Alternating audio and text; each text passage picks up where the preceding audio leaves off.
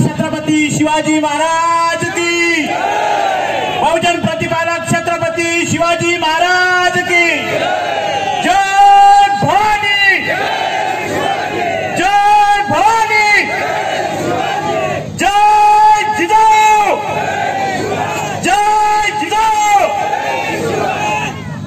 या देशामध्ये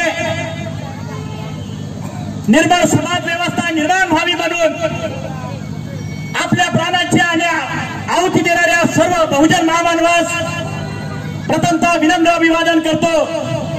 भावंडांनो, या ठिकाणी विचारपीठावर उपस्थित आपल्या सर्वांचे लाडके नेते आणि माझ्या समोर जमलेल्या शिवसैनिकांनो, संभाजी ब्रिगेडच्या ठावांनो आणि वंचित बहुजन आघाडीच्या पाखरांनो, जेव्हा जेव्हा राष्ट्रावरती, माणसावरती आणि समाजावरती संकट येतं तेव्हा तेव्हा शाहीर उभे राहतात।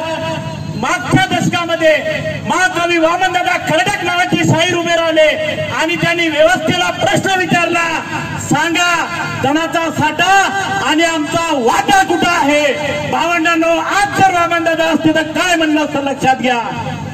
सांगा धनाचा साठा आणि आमचा वाटा कुठं आहे रे। पिकवलेला सोयाबीन, कापूस आणि ऊस पिकण्याचा काटा कुठं आहे र। सांगा धनाचा साठा आणि आमचा वाटा कुठं आहे र।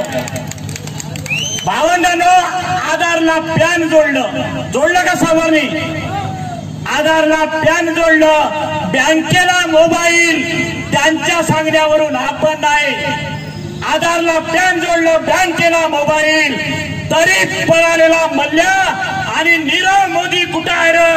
सांगा धनाचा साठा आणि आमचा वाटा कुठं आहे र। तेल घेतलं तरी टॅक्स, टोटल तेल, खाचं तेल, टाकाचं तेल, पेटाचं तेल, सगळं तेल घेतलं तरी टॅक्स। जीएसटी लावला ना, one nation one tax. Petrol आहे का जीएसटी? नाही ना। तेल घेतलं तरी टॅक्स, अरे खाचा गहू घेतला तरी टॅक्स। तेल घेतलं तरी टॅक्स, खाचा गहू घेतला तरी टॅक्स। भावंडांनो, पेरासाठी जगात एकमेव देश आहे, पेरासाठी बी घेतलं तरी टॅक्स। एवढा सगळा टॅक्स असून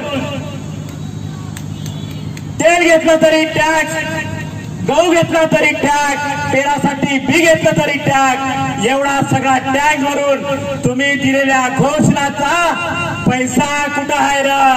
सांगा धनाचा साठा आणि आमचा वाटा कुठं आहे रे।